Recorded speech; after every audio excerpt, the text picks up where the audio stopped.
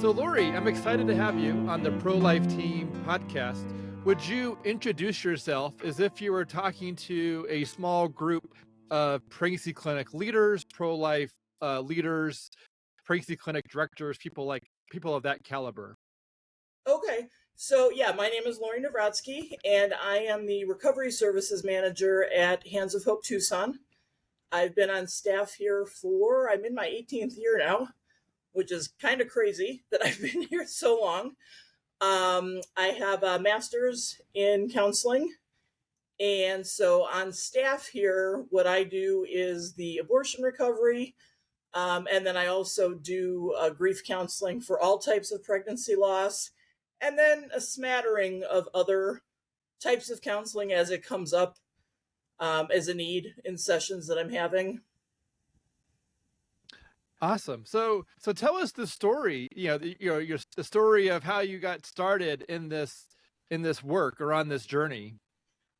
Yeah, so that actually it came out of my own experience with abortion. So back in 1984, February of 1984. I had an abortion when I was about 10 weeks pregnant. I was 18. The pregnancy was the result of having been sexually abused by the youth pastor at my church. And he was the one who pushed the idea of abortion. It was something that I'd never really given much thought to. So over the next several years, I really struggled with that. Didn't really know necessarily that the struggles I was having was a result of the abortion, but just a lot of emotional issues, some addictive behaviors, difficulties in my marriage. And it wasn't until 20 years later, so 2004, that I finally decided to talk to a counselor about all of these issues and let him know that I had had an abortion, just to see if there was any connection. And that was 20 years later, the start of my healing from that. And so then that became a gradual shift into honestly feeling like I was worthy of being pro-life and being vocal about being pro-life. I always felt like I didn't have a right to speak out against abortion because I had made that decision myself. And so as that all started to shift through the counseling that I was getting, I decided to become a volunteer, first at Hands of Hope. And then it was shortly after starting to volunteer that I came on staff part-time. And then within a year or two, that turned into a full-time position. So that's a real nutshell version of how I came into this kind of work. Yeah, thank you for sharing your story there. At least that nutshell size story. So, can you speak more about the the idea that because we're broken or we're sinful or sin-filled past, can you speak more about how that blocked and how to handle that shame or the idea of it's when it comes to someone choosing to do good in the midst of being broken?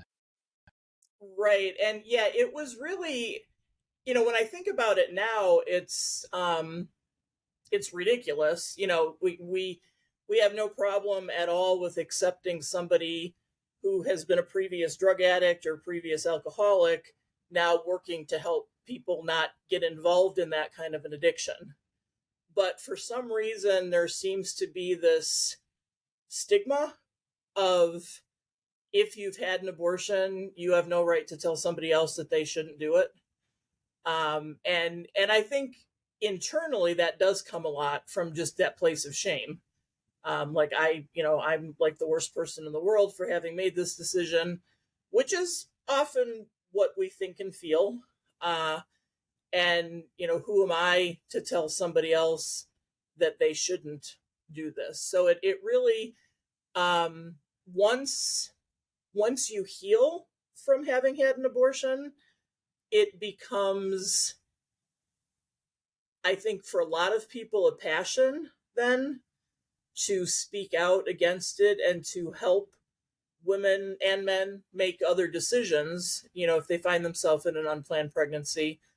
But I think that it's a self-imposed restriction. Like I can't speak to this because I've made that decision. So, what's been your journey like when it comes to finding a new church or finding a new church body to connect with and being able to trust leadership? What did that look like? That took a long time. I really had to learn that just because I was hurt by a person who was representing God, that didn't define who God was.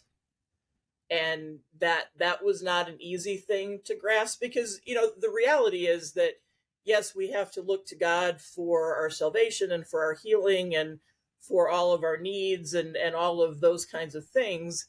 However, Christian people are supposed to be God in the flesh, so to speak, where we are really showing and shining the light of Christ.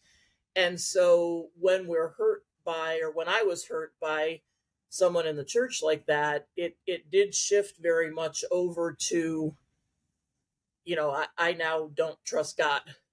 So that was a real struggle for me. I shied away from church. I really didn't want to have anything to do with God for a long time. And it was, I would say it was the Holy Spirit for sure bringing me back and just kind of stirring up those feelings inside of me of the church itself isn't what's bad. It was that person who was.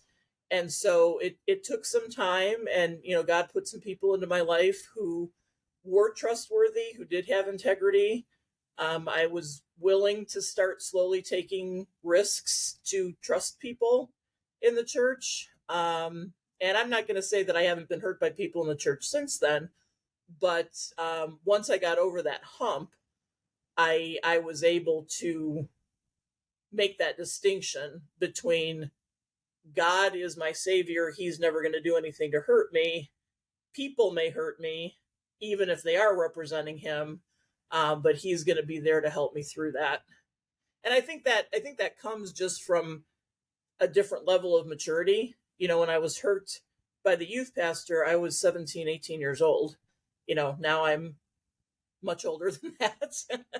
And, have a lot more life experience. And so I can understand that distinction needs to be made now. Wow. Yeah, what I'm hearing, essentially is, there were a lot of, you were terribly hurt, and there were a lot of false beliefs that were weaved into that experience, and probably false beliefs about God, false beliefs about others, false beliefs about yourself, and it sounds like you've made a journey towards a longing, or you made a journey towards identifying those false beliefs and found truth in Jesus and God that represent who you are. Can you, when it comes to who you are today, your identity in Jesus, how would you describe that as of today? Oh gosh, completely different. I think I was a Christian when all of that happened. When I was 18, I had been baptized. I had grown up in a Christian home, all of that. But I think in a lot of ways, there was a cultural and social aspect to my faith, because it hadn't really been tested. And it was what I grew up in. And so what I went through when I was 17, 18 years old really was a crisis of faith. But because it was the youth pastor and nobody knew about it, not even my family, I didn't have anybody to help me through that. So I just buried it and honestly just let the enemy kind of take a hold and do what he wanted with my thoughts and my emotions and all of that. And so, certainly community now makes a big difference for me. Having people who I can trust, who I can get wise counsel from, who I can talk to, and even just seeing how I would say a huge part of my story is seeing how God changed so much in my life and brought me through healing, brought me to a place of just being able to embrace where I was at, getting rid of the shame that I had, knowing that I'm forgiven, all of those things. I know that I can't live my life without him. And so back 7, 8 years ago, kind of went through another crisis of faith, and it was very different that time, and it was noticeably different because I was in a position where it was tempting to just say, God, this just isn't fair, and it makes no sense to me, and to want to push him away. But after everything he had brought me through, I knew that wasn't an option, because it was like, okay, I know I need him in my life, and I can't do this without him. So I have to figure out a way to reconcile what just happened while still maintaining that relationship with him. So it was a completely different kind of a reaction. Instead of just impulsively, I don't want to have anything to do with God because of this happening to me, it was I'm doing a lot of questioning right here, God, and it is kind of a crisis of faith, but I know I can't get through this without you. So a lot of that had to do just with the evidence that I saw in my own life of everything that he brought me through, and being able to remember that. Wow. So along your life journey, when you look back, where do you see God's fingerprints in throughout this experience? Yeah, that's that's interesting, because I've done a lot of going back to my roots, so to speak. I was floundering for a while. I got very involved in caring for animals and working at vet clinics and animal shelters and that kind of stuff, just because, animals don't hurt people, people hurt people. So I didn't want to have anything to do with people. Uh, but yeah, just looking back, and the strengths that I see in myself, the giftings that I see in myself, just getting back to what I always wanted to do. I mean, I got my college degree in social work and then never practiced because I just fell into this really bad place. And so as part of this whole healing process has been going back into that and going back to school, getting my master's, when I was 45 years old, and being able to help people, which is something I always wanted to do. And even, doing things like this podcast, speaking in front of people, that's something that always terrified me. There's no way I would have been willing to do those kinds of things, but God has definitely given me a voice where this is comfortable to me now, which is still a little surprising because I know what it was like before.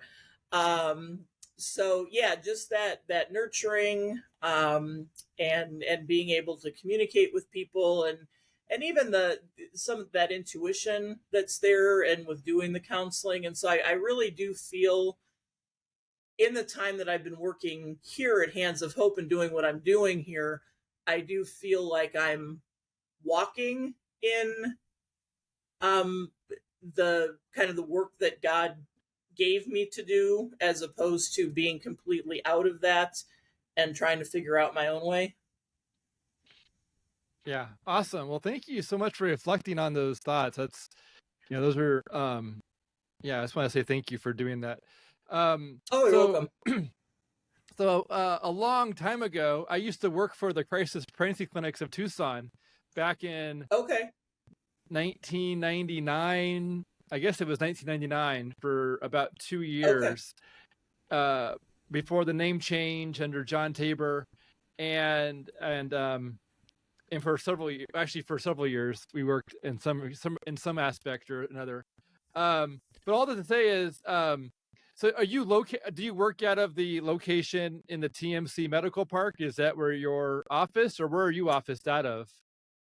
My office is actually in our administrative building, and that's partly because the medical center was so busy and is so busy with client appointments for pregnancy tests and ultrasounds and that.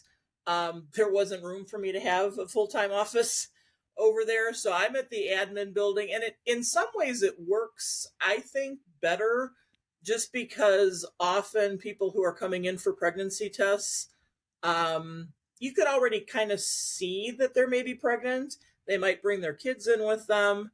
And that's all great. But when I'm doing counseling for somebody who's had a miscarriage or a stillbirth, those types of things, or even a past abortion, those kinds of images, being around women who are pregnant, being around kids, that can be really difficult.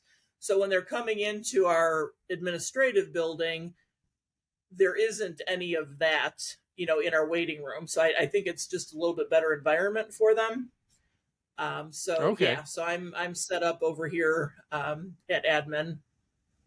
Is that the one is it 22nd Street, or where is that one Fifth. at? Oh, Fifth Fifth, Street. yeah. Yeah. Okay.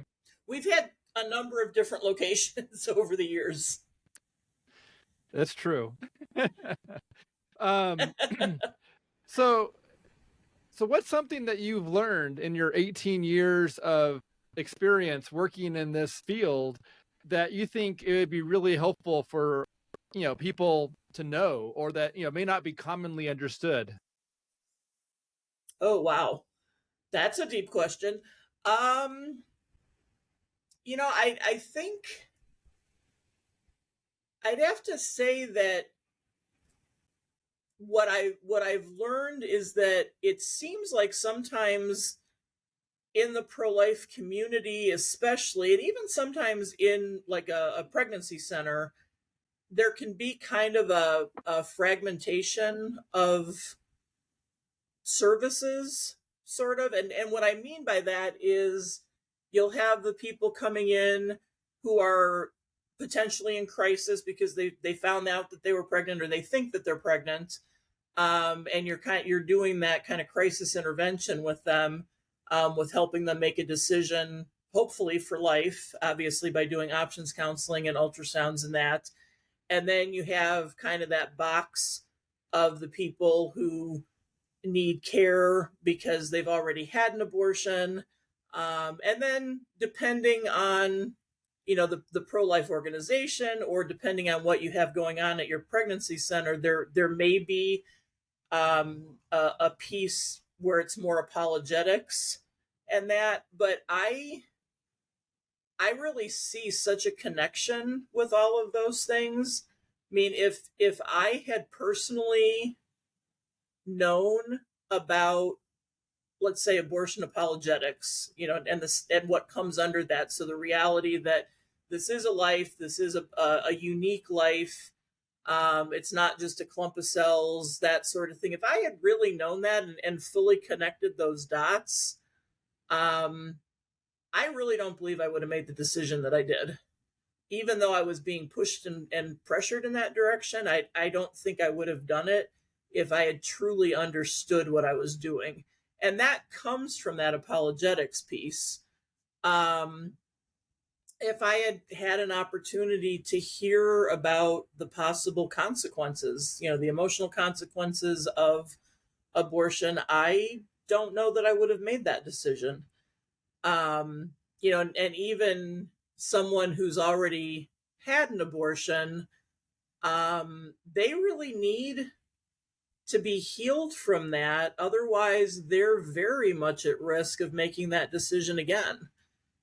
Because if they're living in that place of woundedness and shame and that, so helping with the healing can actually potentially prevent somebody from having multiple abortions. So I think that there's a lot more connection between all the different aspects of pro-life work than maybe some people realize. And Yeah. I've had a hand in all of those different areas. So prior to getting my degree in counseling, I did do a lot on the intervention side. I was seeing clients for pregnancy tests and that. So I've been involved in that part of it. I've worked with some organizations that do apologetics training. And, that's a very different thing, talking about it more as just an issue as opposed to addressing somebody personally who's in the moment trying to decide what to do. So I really think it's interesting you brought up the word repeat. So like if someone doesn't get healing, then they're vulnerable to repeating and compounding the trauma, or compounding the same decision being made again. And one of the verses that I usually lean on for healing is the verse that I lean on for healing, the main one, is James 5:16, which says, confess your sins one to another, so that you may be healed, and the prayers of a righteous person availeth much. And so what would you suggest, beyond, based on James 5:16, what would you reflect on your thoughts on healing? How would you phrase it differently, or what do you see that really pairs up well with confessing or saying it and asking for prayer? How else would you express how healing takes place?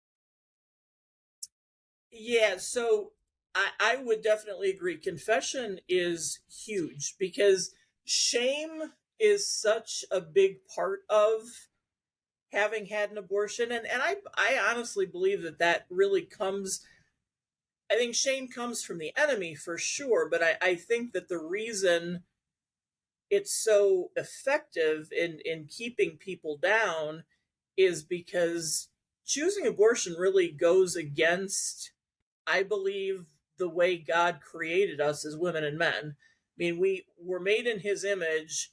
He's created us to procreate. That was a command early in Genesis at the very beginning, be fruitful and multiply. So I think that there's that innate thing inside of all of us to do that. And so having an abortion where we make a decision to end the life of our offspring, of our children, damages something at a very core part of us. And so shame is very effective as far as the enemy using that to keep people beaten down and keep, even if you believe that there's forgiveness, you can still feel ashamed of what you did.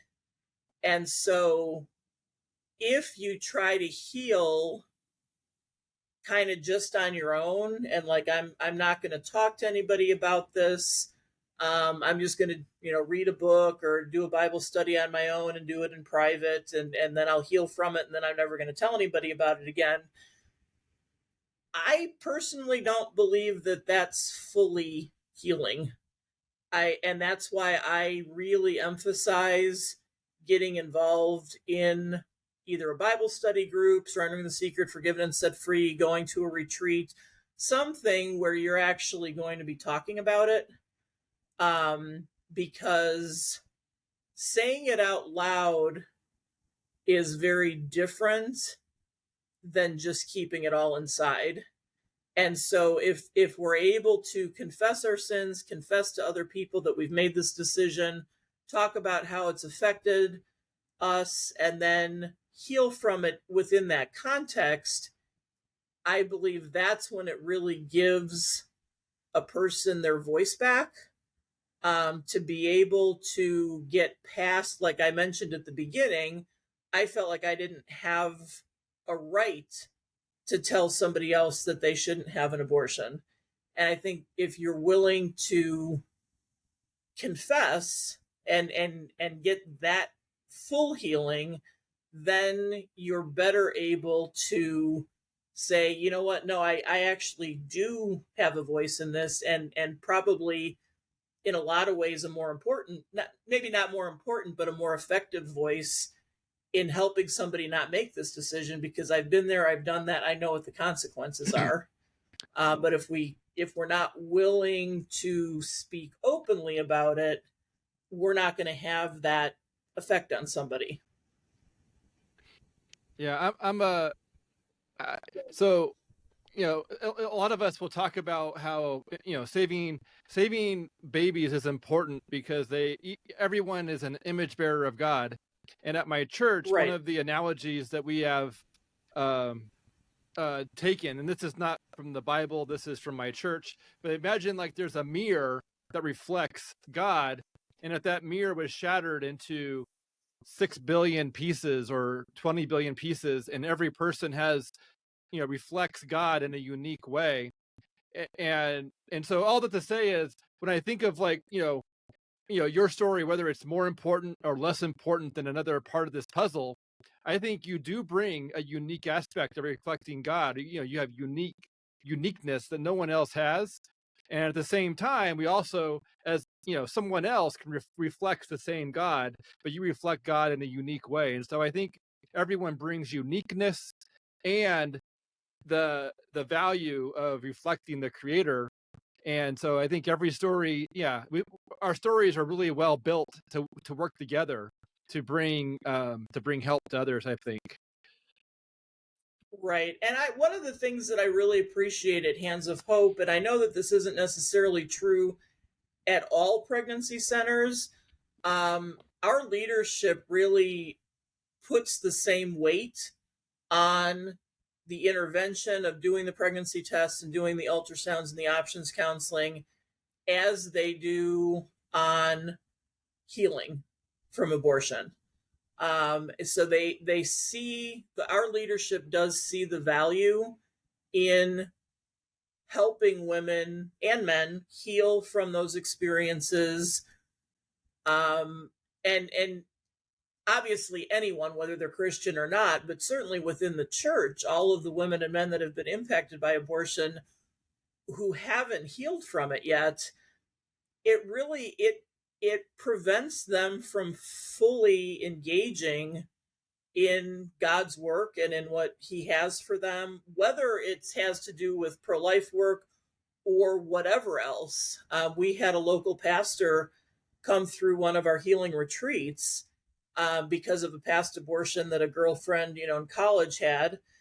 And one of the things that he realized after the retreat was that he had been very ineffective in helping people in his congregation deal with any type of pregnancy loss because he had never healed from the abortion experience that he had had.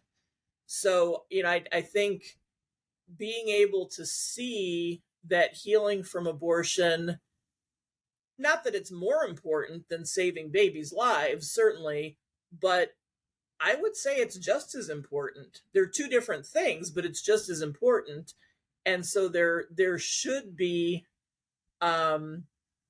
equal attention, I would say, to, if you're able to do it. Obviously, resources are needed in that. But if you're able to do it, that should be on equal footing to help women and men heal, because, that can make a huge impact then on God's kingdom. Yeah, I can. The healing after abortion, it's changing the culture. It's helping people be free to have better relationship with God. It also helps someone avoid making that same decision again, and making healthier, life-giving. Yeah, essentially, I would agree. It feels a lot like, to me, like the comparing someone's first birth, the first water birth to the second birth when it comes to the spirit. And I feel like you can't have the spiritual birth. Well, the spiritual birth comes after the water birth. And so the water birth is important, but the spiritual birth is, absolutely critical. And so it's interesting to think about how those work together when it comes to someone having relationship with Jesus. Right. So based on your story, your experience, what's something that you've learned recently? Well, when it comes to the Dobbs decision being made, how has that affected your work and the work at Hands of Hope over the last 2.5 years? Yeah, so it's interesting. I have seen here in the Tucson area an increase in the number of women and men who are reaching out for help for healing from a past abortion. And I think that that's just because, when that issue is brought up over and over and over and is in front of your face so much, if you're struggling with it, and even if a lot of that struggle has been suppressed for a long time, it's going to start to surface. And you've got people, arguing about it, and you've got people on one side saying it's women's health care and it's not a big deal and don't worry about it. And you've got people on the other side, yelling that women are murderers and, and everything in between. And here are a whole lot of very real people who have already made that decision. And truly, because this has become so politicized, they're falling through the cracks. And in some cases, maybe even being ignored, that, we don't care about how you feel after having made that decision. We're just going to keep arguing about the issue. And so I'm getting the calls and the emails then from people saying, all this talk about abortion is just kind of making me crazy. And I've realized that I need to get some help with this. So on one hand, I think it's good if it's prompting people to realize that maybe there are some issues that they need to work through with regards to that. And so, yeah, I think a lot of it is just being sensitive to how you talk about it. There's all the political talk, obviously, about the Dobbs decision, and now different states. And, in Arizona, we've got the ballot initiative to change the state constitution to make abortion a constitutional right. So just even being sensitive, I always say, if you're talking to somebody about abortion, assume that they have been personally impacted by it in some way, because it is so prevalent, and just be compassionate. And especially as Christians, as God's people, we can hate the sin and love the sinner. So do I believe that abortion is a sin? Absolutely. Do I believe that a core part of healing from an abortion is confessing that sin and asking for forgiveness, embracing God's forgiveness? Absolutely. But I can also still have compassion on those women and men who have already made that decision. And I'm going to have that in the back of my mind all the time when I'm talking about this issue, whether it's in a political arena or a church or wherever. And I think that can be easily forgotten by people. What's an example of, making that assumption that someone's been impacted or hurt by abortion in their past? What's an example of how you might talk to someone based on that posture? I honestly, for me, I think it's more about what not to say, or the posture not to take, as opposed to what to say. So the things that I've heard in my years since I had the abortion, I would say even within the churches, are, I don't understand how a woman could ever make that decision. It's so evil.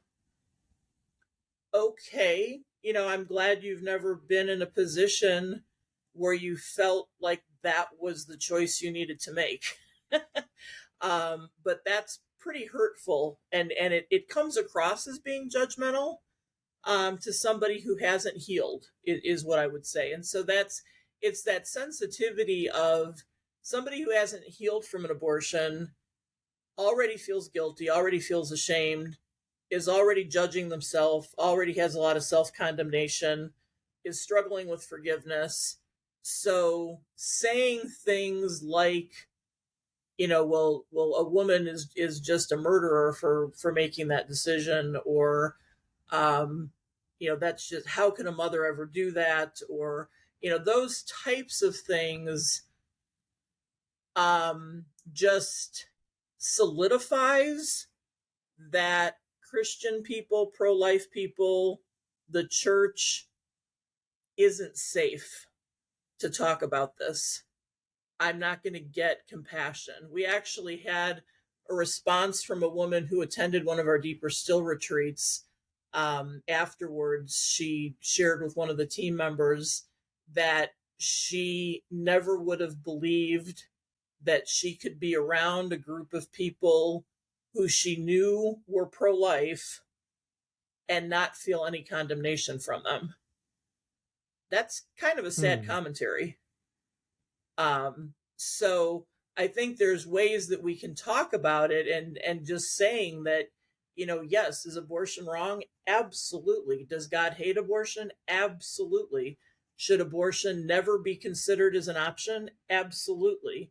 However, I also know that a lot of people have already made that decision, and they need to know that healing is available.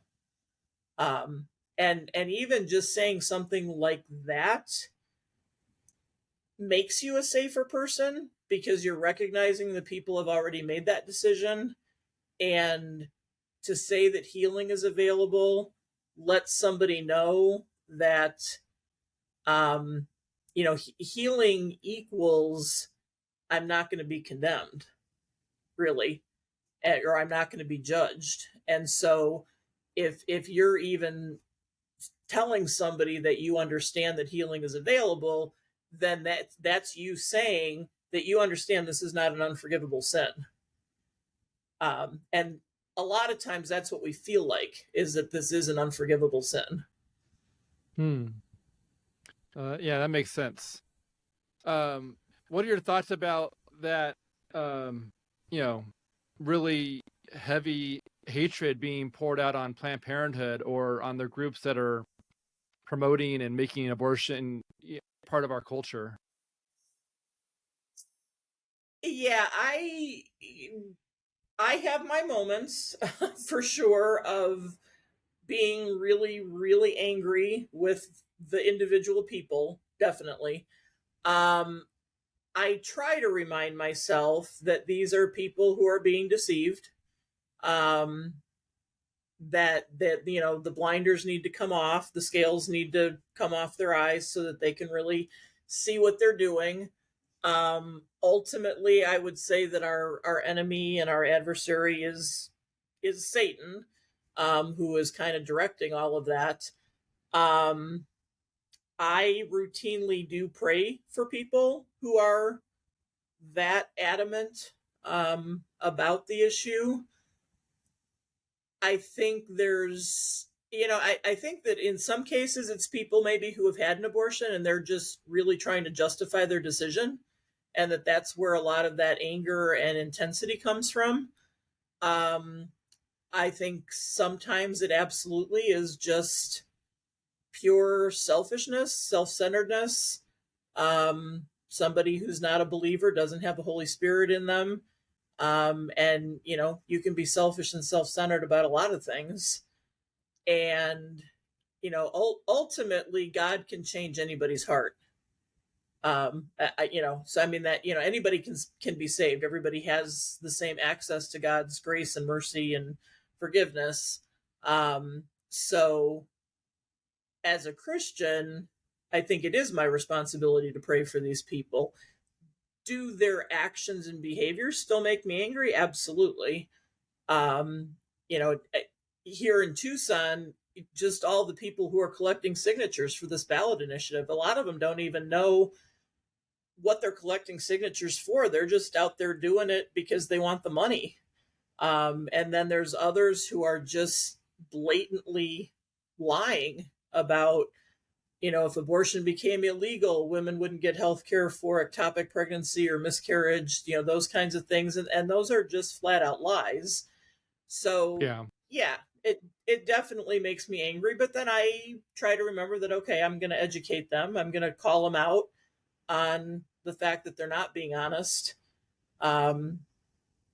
So, yeah, but I think it's a matter of, like with any issue or anything that comes up, just remembering that we're supposed to love everybody the way Christ loves. And sometimes that's easier and sometimes that's harder. That's a good point. Yeah. It's really hard to love our enemies. That's definitely that's a hard thing for me, at least. I find that hard. Yeah, me too. So when it comes to post-abortion healing, what percent of the people seeking post-abortion healing are women versus men? Do you get any, is it even 4% men who might seek post-abortion healing, or what percent might it be? It's probably that low, in my opinion, if not lower. So, and I think there's a lot of reasons for that. I mean, I think just in general, men are less likely to seek counseling for anything than women are. I think just because of the way men and women are wired, women are more likely to see connections between things, where men tend to think in a more compartmentalized way, and may not see that there's connections between that. So I would say that, I mean, it is absolutely mostly women who seek help from it, or for that. But as more men hear other men talk about healing from it, that certainly opens the door. And I think there's also a responsibility on our part in the pro-life community to acknowledge that abortion hurts men. I think for way too long, and certainly, 18 years ago when I first started at Hands of Hope, I've seen a shift over time with this now, but abortion is so much seen as a woman's issue, and men are often always seen as a perpetrator in that equation of having an abortion, where the reality is that men can be often just as emotionally disturbed and injured by that decision as women. It's just not acknowledged. And I think that's a very unfair thing, to have that mindset towards men. I think that it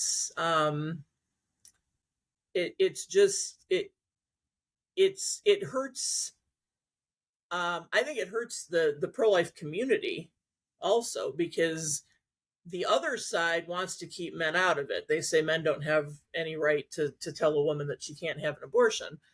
But we should be really acknowledging that not only do men have, or should men have, a say in whether or not an abortion happens, because they were there when this life was created, but we also have to be willing to acknowledge that men are hurt spiritually and emotionally by this. And even within healing circles, it's more often than not talked about as we need to help women heal. And so I'm always very intentional when I talk about healing from abortion to include men. I will always say women and men who have been involved in an abortion need to be healed. And I'm very intentional about that. And I will admit that when I first went through my own healing, and even when I first started working at Hands of Hope, I did see men as the evil part of this equation, because that was my personal experience.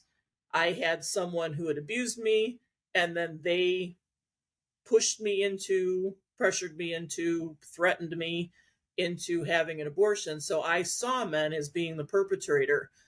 The first time I heard a man share his testimony about how abortion had hurt him, it crushed me, and it completely flipped that perception for me. And I realized that men are wounded by this. They need to be healed just as much as women do. And that has to be talked about and acknowledged. What's it like to, so for the few men that have gone through post-abortion healing, well, one is the post-abortion healing groups, are they co-ed or are they grouped? It depends on the program. So at Hands of Hope, we host Deeper Still retreats. So it's a weekend retreat. And for those, women and men can attend together. And so we have men on the team. And so women minister to women, men minister to men.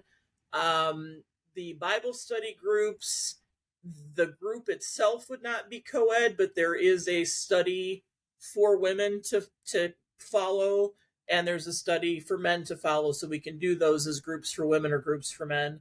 And then the counseling that I do individually may be for couples, and it may be for I've actually worked with a couple of men just with individual counseling. So it depends on the program.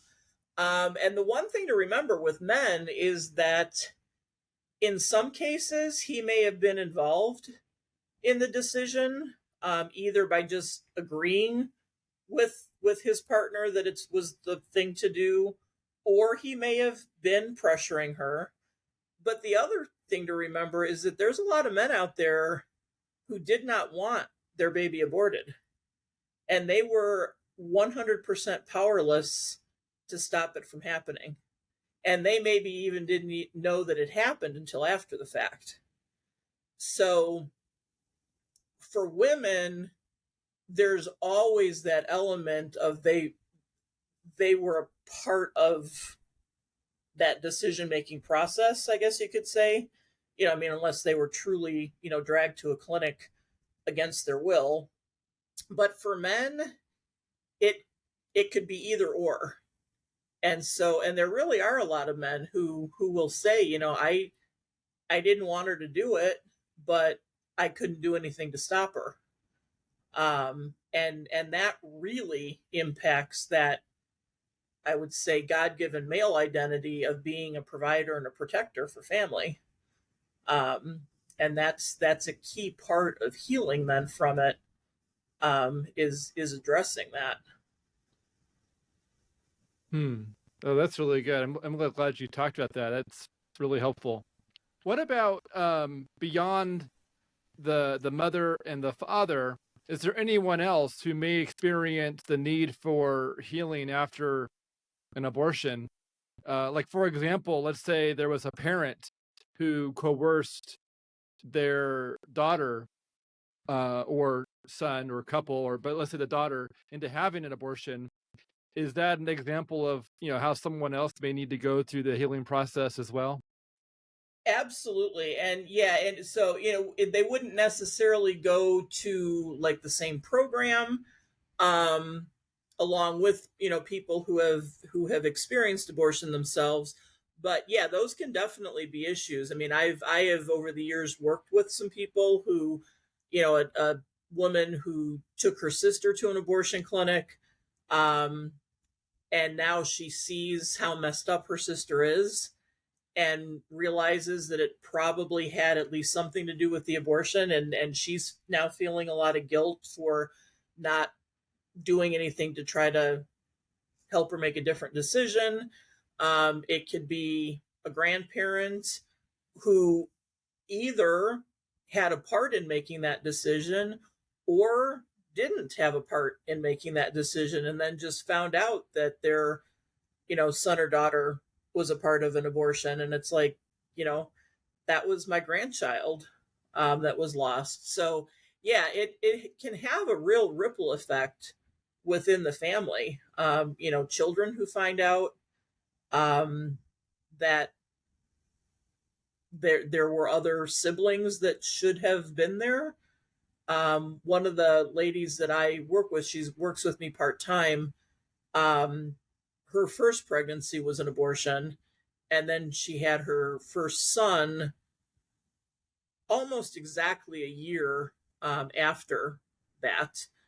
And when he was older and she had healed from her abortion and talked to him about it, he said that he kind of always wanted an older sibling, and he always gravitated towards friends that were like a year or so older than him. And she's like, that, I don't know that that's just a coincidence.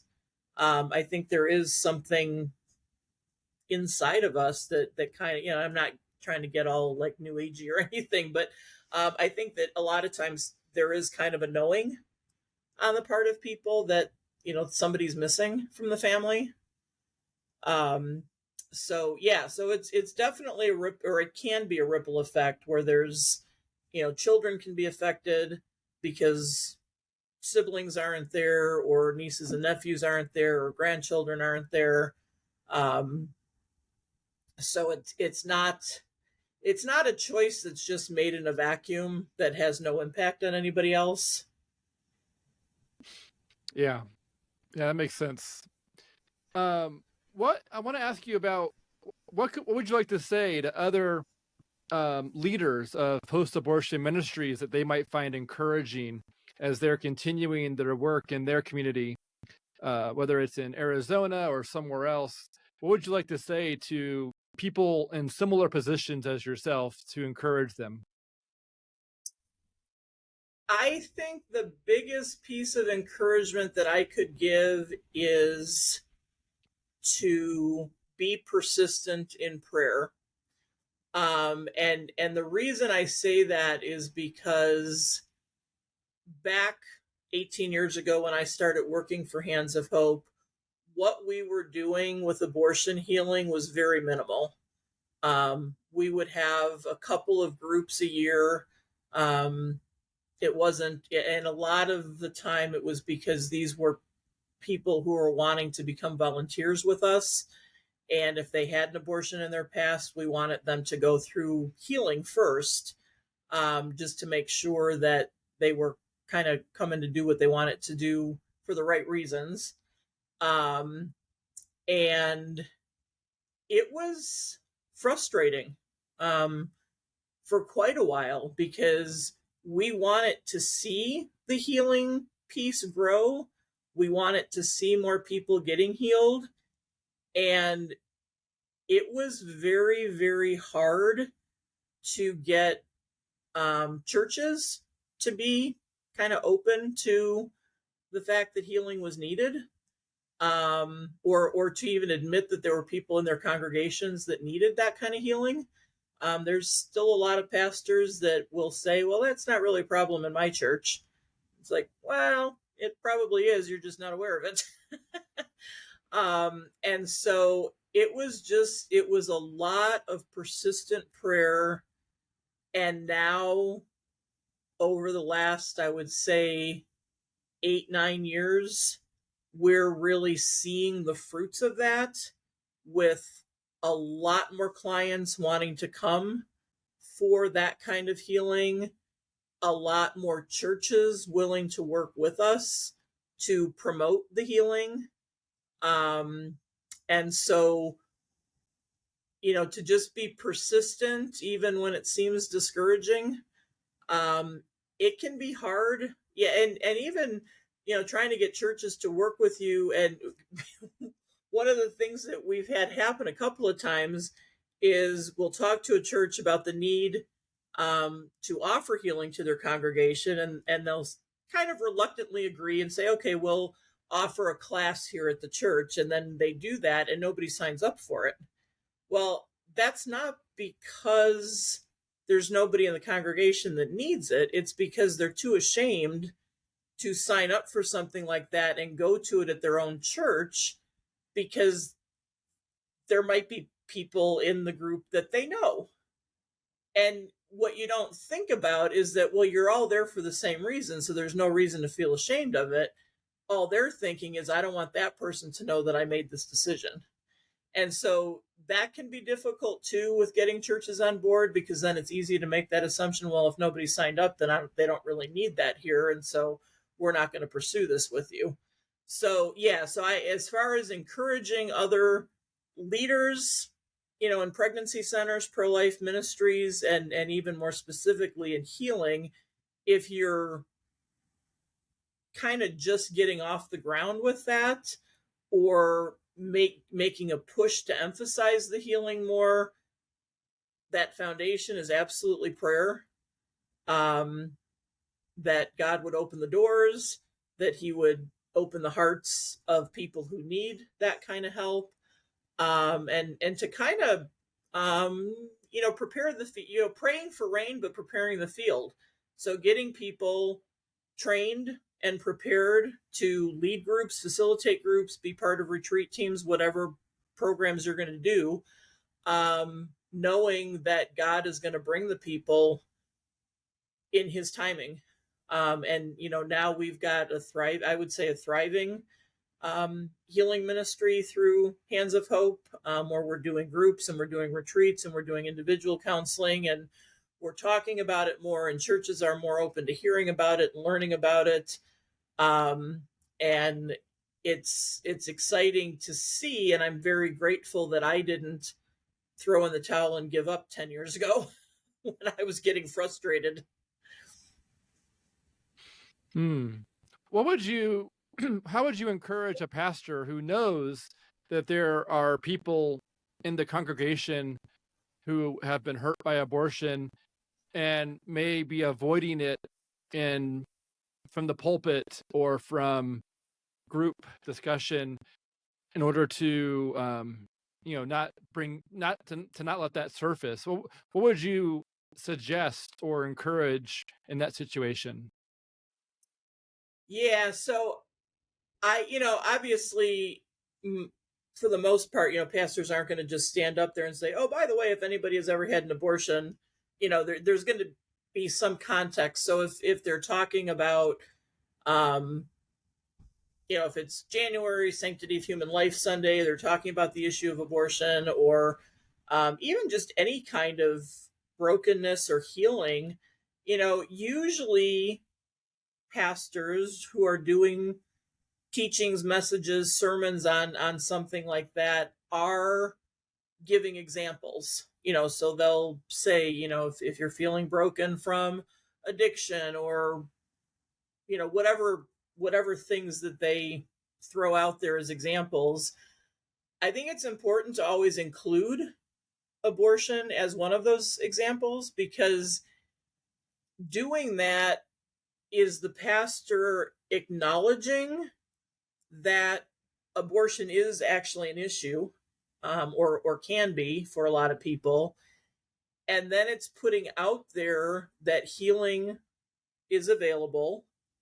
And then to just, mention and to make sure that they have available resources for people, working alongside with their local pregnancy centers, who have healing programs available, so that they can send people to those programs. And that's one of the hard things is programs like say Grief Share. It's kind of a generic for all types of grief. And so if somebody acknowledges that abortion does carry with it grief, and that you need to grieve that loss, there's a lot of nuances, I would say, with healing from abortion, because it's a both and thing. So you need to deal with the spiritual side of it, of forgiveness. That's huge. It's necessary. Not forgiving yourself, but embracing God's forgiveness. But then the other side of it is the emotional side of being able to connect with that baby, and then acknowledge that you lost a child and grieve that loss. And so a lot of times, other types of programs that aren't specifically geared towards abortion healing will address one or the other of those things, but not both. So all of the specific abortion healing programs, Surrendering the Secret, Forgiven and Set Free, Rachel's Vineyard, deeper still, all of them that are out there are going to address both of those things. And that's really important. And so having those resources available, when they mention abortion as something that you can be broken from and that healing is needed from, then having resources available if they don't have something internally in the church to refer people to, I think is a very simple way that pastors can acknowledge that without getting into the whole, I'm going to talk about abortion as an issue. I think pastors should be doing that? Absolutely. But even for the ones who shy away from doing that, they can certainly talk about abortion and the need for the healing from abortion in other contexts. Wow, that's really good. So, well, thank you, Lori, for just being on here, sharing and taking on these topics, and for sharing your story and thoughts. Would you you're welcome. Would you close out this podcast with a prayer that's on your heart, connected to what we talked about in some way, perhaps? Sure, I would love to. So, Father God, I thank you for Jacob and what he's doing with the podcasts and just talking to different people and getting different perspectives that have to do with this issue of life. My prayer is always that you would help those women and men who are experiencing a pregnancy choose life, whether it's for parenting or adoption. God, I pray that you would just help them to see the truth of that unborn child that they're carrying, and that they wouldn't make this decision so that they wouldn't have to deal with all of the ramifications and repercussions of that.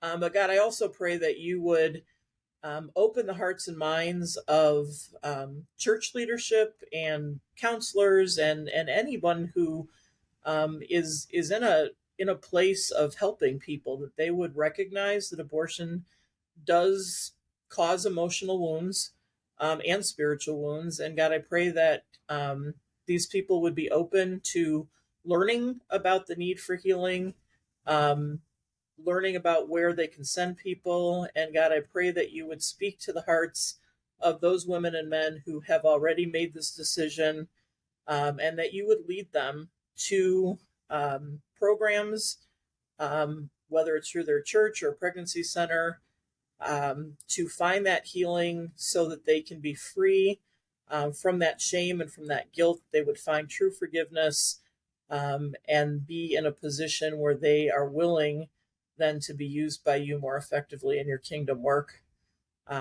So we just thank you for all the programs that are out there, for all the people who are doing facilitating and counseling and leading retreat teams and all of that. I pray that you would give everyone the strength and the courage to continue with it, even when it sometimes gets discouraging. And we just thank you for your love and your forgiveness for all of us. And pray this in Jesus' name. Amen. Amen.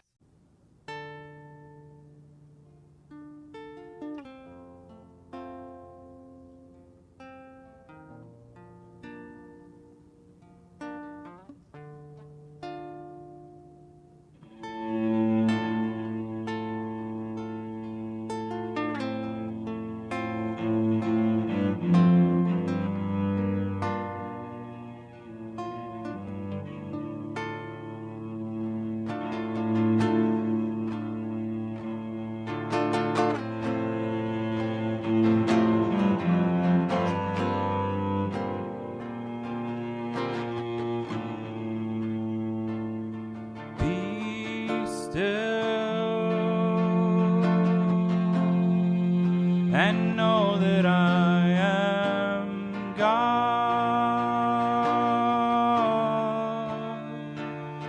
Be still and know that I am God. Be still and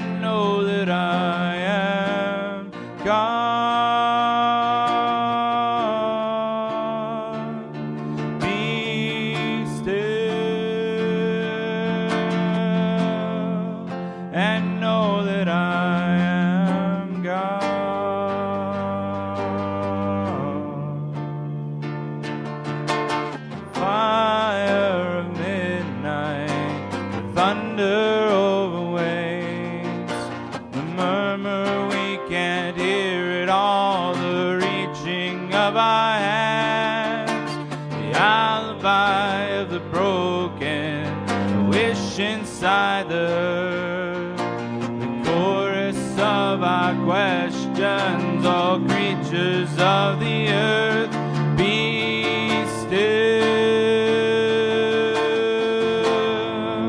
and know that I am God.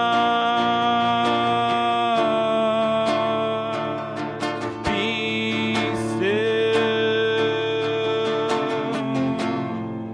and know that I am God.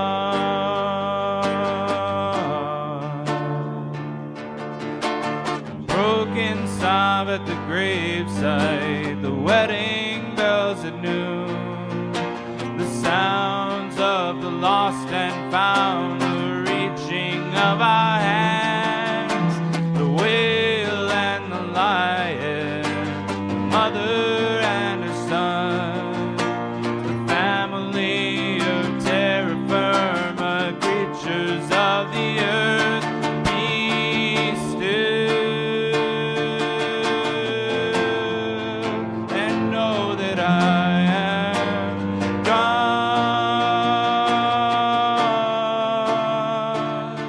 Be still and know that I am God.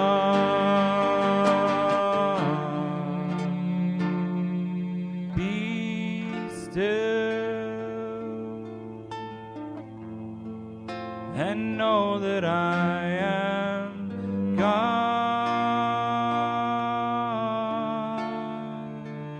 Be still and know that I am God.